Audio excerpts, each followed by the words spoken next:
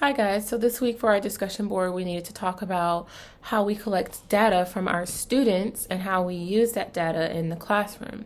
I currently teach English in China, so using data is not really something I do often in my classroom, but when we do, it's usually when we have a language-based science class, and we usually use spreadsheets, different types of graphs, as well as visual aids to help us build off of the data that we've collected from the students.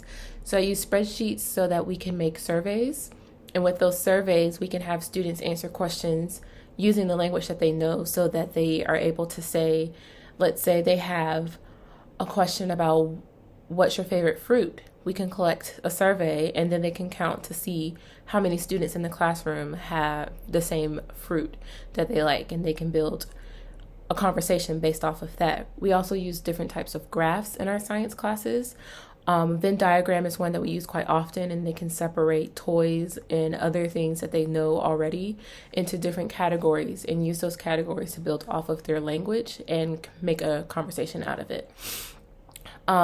This method doesn't really work with younger students, but the older that they get, the more likely they are to use this data in a conversation base, which is the goal when we are teaching English, is for them to be able to make a conversation out of the language that they've learned.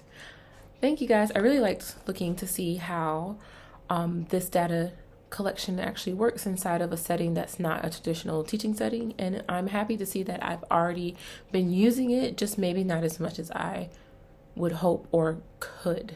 Thanks. I hope you guys enjoy this post.